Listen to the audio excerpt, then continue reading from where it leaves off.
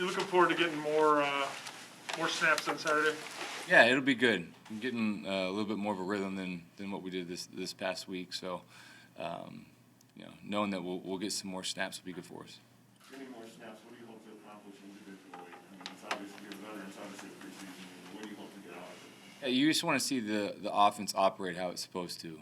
I think kind of like what I said last week going into, you weren't exactly sure how many snaps I was going to get, but I just want to be efficient and like I said, let's like set the standard of how we're going to be getting in and out of the huddle and how we're going to move the ball and all that kind of stuff. Is there an amount you want to play, and do you get input in that? It whatever they say is what it is. So, I mean, there's whatever Matt's going to want us to do. That's what we'll do. Is it unsatisfying to have kind of the two possessions that you had on Saturday, where, like you said, nothing was clicking at all? Yeah, I mean, we would have liked to, pick up a first down. We thought we had one there earlier. We kind of would have given us a little momentum, but then we had the holding call, and then we didn't win both times on third down. So two opportunities to move the chains that we didn't take advantage of. So this week, obviously, we'll have a chance to get into more of a rhythm. Andy, what have you learned about David Montgomery and just what he means to this offense and who he is as a guy?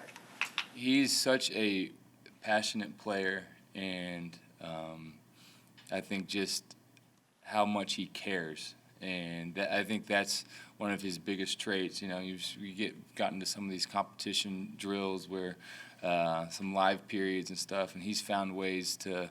Everybody thinks he's stopped and he's broken out of some big runs and stuff. So just the way that he competes and just his passion for being the best player that he can be has been a lot of fun for me to watch. Whatever your comfort level is with the offense at this point, it seems like you're comfortable. When you're in a new place, I guess what is the value of actually going out there on Saturday in a preseason game, moving the chains, and just knowing that it all translates to a game, even if it is a preseason game?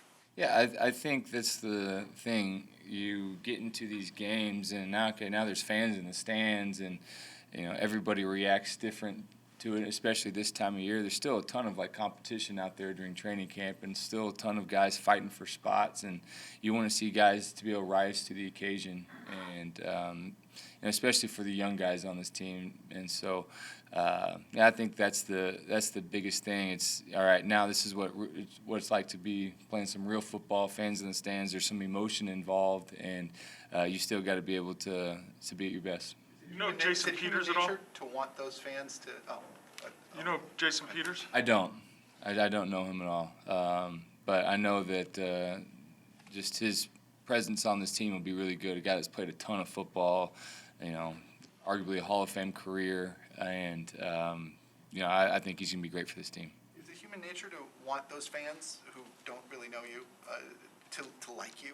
To go out and score, give them a reason to cheer. Matt was talking yesterday about how, let's be real, it might have been hard on you to sit there and listen to everybody cheer Justin for 2 quarters the other day. I mean, the thing is, there's so much excitement with Justin, and it's deservedly so. I mean, he's a first-round pick, and just with everything that's gone on here, I mean, there's a lot of excitement with it. But I didn't feel like there wasn't excitement for me either, So it's like, I think for us, if we just go out and operate how we know we can do, I think the fans will be excited when we score lots of touchdowns this year. How do you work around the awkwardness of all of the Justin excitement? Yeah, I mean, you can't focus on that. If you focus on that, then that's going to beat you down.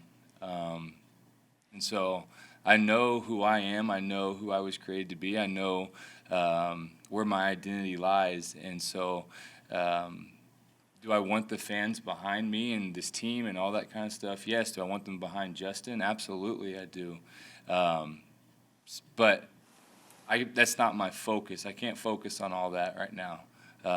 Like I've said before, Justin's going to have his time, and Justin's going to have a great career.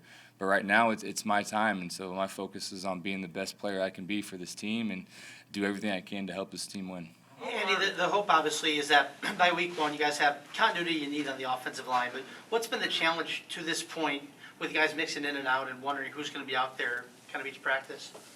Yeah, the challenge is they're not having, all right, this is our 5 guys, this is what they're out there, and they're building that chemistry. But also the good thing is we're getting a lot of experience in different positions, because I think everybody knows that very rarely do you go through a season and not have injuries. You don't have guys that are sitting out. So now we're finding what our group can do. And talking about competition, there's competition all over this team, and there's competition there to find the guys that are going to help us win games this year.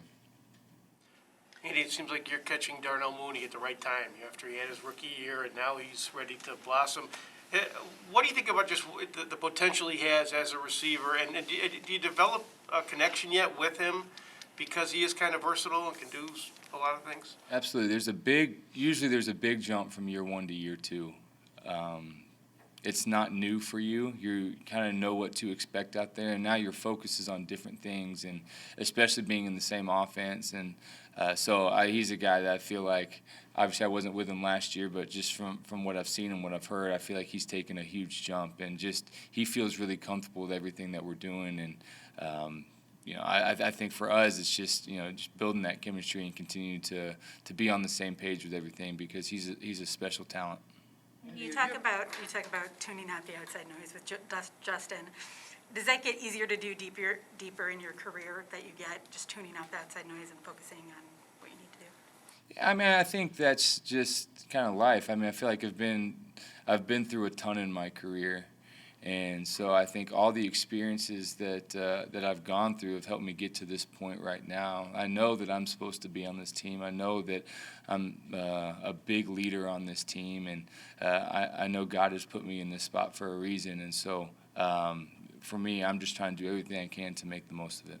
Andy, based on your experience when you were a rookie, how valuable do you think these preseason games are for Justin as opposed to practices? Yeah, I think the preseason games are big, and now you don't have coaches sitting out on the field and making sure guys are on the same page. When you get in the huddle, you're the guy that's directing everything and making sure everybody knows exactly what you're doing. So I think just the experience that you get from the preseason game is big. Andy, I know they're just 40 times, but Grissom, Bird, Mooney, they're 3 of the fastest guys in the league. Have you ever been surrounded by this kind of speed at that position, and how does that affect getting your timing down and getting comfortable with being able to make the connection when they do get over the top? Yeah, I mean, this team has a lot of speed, and just to have that ability, to have that as part of our group is going to allow us to do some really good things, and gives us the ability to use their speed to our advantage. And so, I'm thankful we've got that speed on this team. Take any kind of extra work or special work just to be able to work the timing because of that speed? No, I wouldn't necessarily say. I think it's just, just learning them and learning how they run routes and learning their body language and on different things, and knowing, and them too, knowing where the ball is going to be and all that kind of stuff. So I wouldn't say it's anything extra. It's just kind of understanding like who they are as a player. How's it feel being the undisputed end zone bucket king of Chicago?